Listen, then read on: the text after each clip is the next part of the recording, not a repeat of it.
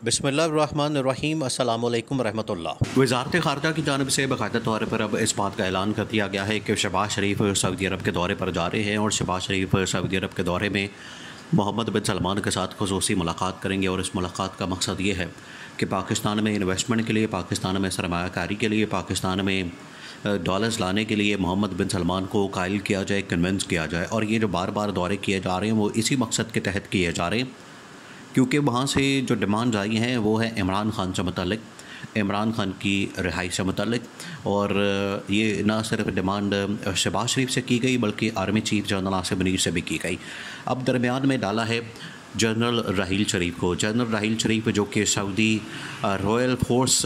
उनकी जो कमांड है वो जनरल राहील शरीफ के पास है। इस वजह से जनरल राहील शरीफ की जो इस वक्त ताल्लुकात हैं, रिलेशनशिप है, वो पाकिस्तान की इस्टेब्लिशमेंट और सऊदी शाही ख़ानदान के साथ बड़ी अच्छी है। तो उनको दरमियान में मसालतकार के तौर पर, मीडिएटर के तौर पर शामिल किया गया है ताकि मामलात को हल किया जा सके। अब ये इंतहाई अहम मामला है, इसको आपने समझना है। देखिए, शहबाज शरीफ का ये जो दौरा है, ये दौरा एक किस्म का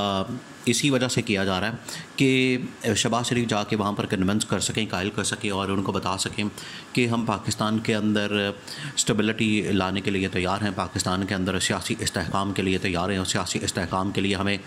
जो भाग दौड़ करनी है, जो हमें तगदो करनी है, उसके लिए हम तैयारी कर रहे हैं। लेकिन जो सऊदी अरब की जानिब से सबसे बड़ी डिमांड रखी गई पाकिस्तान में इन्वेस्टमेंट करने की सूरत में, वो ये थी कि पाकिस्तान में सियासी स्टेबिलिटी। देखिए, सियासी स्टेबिलिटी का मतलब क्या है? अब ईद के बाद से ये सूरत हाल अभी भी बिगड़ती हुई नज़र आ रही है। अब जबकि पाकिस्तान के अंदर पीटीआई ने बाकायदा तौर पर इस बात का ऐलान कर दिया, क्योंकि उन्होंने कहा था कि हम ईद के बाद एहतजाज का सिलसिला शुरू कर देंगे, ईद के बाद हम सड़कों पर आना शुरू कर देंगे, ईद के बाद हम दमादम मस्त कलंदर शुरू कर देंगे। अब उन्होंने ये फ़ैसला कर लिया सड़कों पर आने का और सड़कों पर आकर ये एहतजाजी तहरीक शुरू करने का बाकायदा ऐलान पीटीआई की जानिब से कर दिया गया है। और यही वो नुक्ता है। देखें, एक तरफ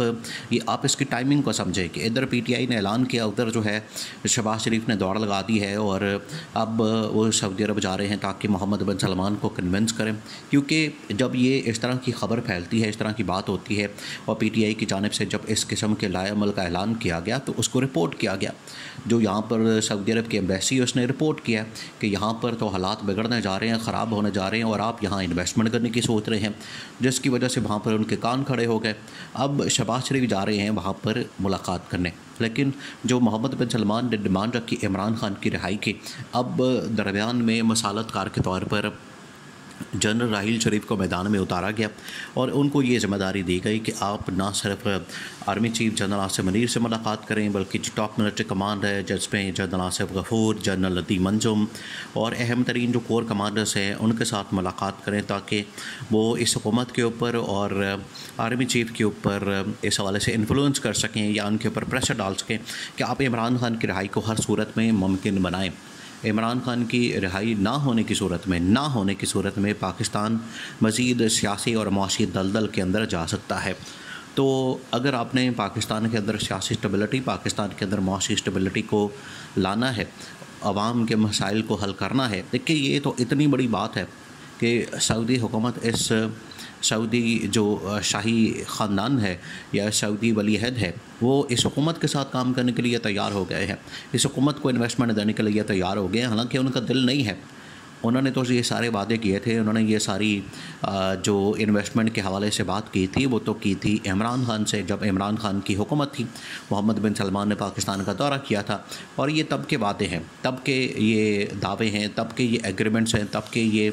मुआहदे हैं जिनके ऊपर दस्तखत हुए बाकायदा तौर पर इमरान ख़ान और मोहम्मद बिन सलमान के दरमियान। तो वो तो इमरान ख़ान की वजह से सारी इन्वेस्टमेंट पाकिस्तान में आ रही थी, इनकी वजह से तो कोई इन्वेस्टमेंट नहीं आ रही। ये बिला वजह के दरमियान में बेगानी शादी में अब्दुल्ला दीवाना बने हुए कि हमें इन्वेस्टमेंट आ रही है, हम ला रहे हैं, जबकि इनकी कोई काविश नहीं, इनकी रत्ती बराबर कारकर्दगी या परफॉर्मेंस नहीं। ये सारी इन्वेस्टमेंट तो इमरान ख़ान की बदौलत आ रही है। इस वजह से वो चाहते हैं कि जिस बंदे की वजह से हमने, जिससे मुआहदे किए, जिसके साथ हमने एग्रीमेंट्स किए, उसको तो कम से कम बाहर निकालें। और दूसरी बात ये कि इमरान ख़ान के बाहर आने से ही पाकिस्तान में ये सियासी इस्तेहकाम और मुआशी इस्तेहकाम आ सकता है। तो अब इस पर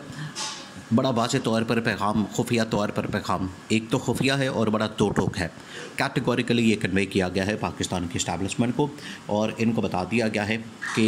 2-3 चीज़ें इनको बता दी गई हैं। हुकूमत को ये कहा गया है कि आप इन्वेस्टमेंट चाहते हैं, सौ बिस्मिल्लाह, हम इन्वेस्टमेंट करने को तैयार हैं, पाकिस्तान को पैसा देने को तैयार हैं। देखें, इन्वेस्टमेंट जो सऊदी क्राउन प्रिंस मोहम्मद बिन सलमान है वो ये देखते हैं कि एक तो हमारी पाकिस्तानी जो अवाम है, पाकिस्तान के जो 25 करोड़ लोग हैं, एक तो हमारी उनसे मोहब्बत है, जज्बाती मोहब्बत है, दिली मोहब्बत है, हमारा एक मजहबी ताल्लुक़ है, हमारा एक दीनी ताल्लुक़ है। उस वजह से मोहम्मद बिन सलमान ने इस चीज़ की हामी भरी कि ठीक है, मैं पाकिस्तानी आवाम को ये पैसा देने को तैयार हूँ, पहली बात। दूसरी बात ये कि उन्होंने कहा कि हमें इस हुकूमत के ऊपर एतमाद नहीं है, इस हुकूमत के ऊपर भरोसा नहीं, तो आप कम से कम ये जो इस्टेब्लिशमेंट है, अगर इस्टेब्लिशमेंट इस चीज़ की हामी भरे, इस्टेब्लिशमेंट आगे आए, इस्टेब्लिशमेंट देखिए, इसकी वजह से तो आर्मी चीफ ने बार बार दौरे किए हैं सऊदी अरब के, और सऊदी क्राउन प्रिंस मोहम्मद बिन सलमान से मुलाकातें की हैं, उसी मकसद की वजह से की गई, इसी वजह से की गई, यही उसके पीछे मकसद था। अब शहबाज शरीफ को तो वो मानने को तैयार नहीं, और ये जो बात की गई है मोहम्मद बिन सलमान की जानिब से, ये आर्मी चीफ को कन्वे की गई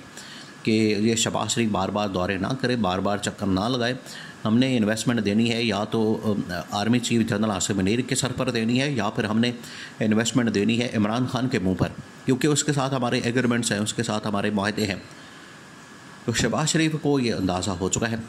अब जो इन्वेस्टमेंट आनी है उसमें जो बड़ी डिमांड रखी गई सऊदी अरब की जानिब से वो ये थी कि एक तो आप इमरान खान की रिहाई को यकीनी बनाएं, पाकिस्तान में पॉलिटिकल स्टेबिलिटी को यकीनी बनाएं। दूसरा ये कि पाकिस्तान के अंदर एक ऐसी गवर्नमेंट अवामी मैंडेट वाली वो तो है नहीं, इसके ऊपर अगर हम इन्वेस्टमेंट करते हैं तो हमें यकीन नहीं, हमें अंदाज़ा नहीं कि ये सही मानों में जो आवाम की फ़लाह के लिए, आवाम की फ़लाह बहबूद के लिए, आवाम की वेलफेयर के लिए,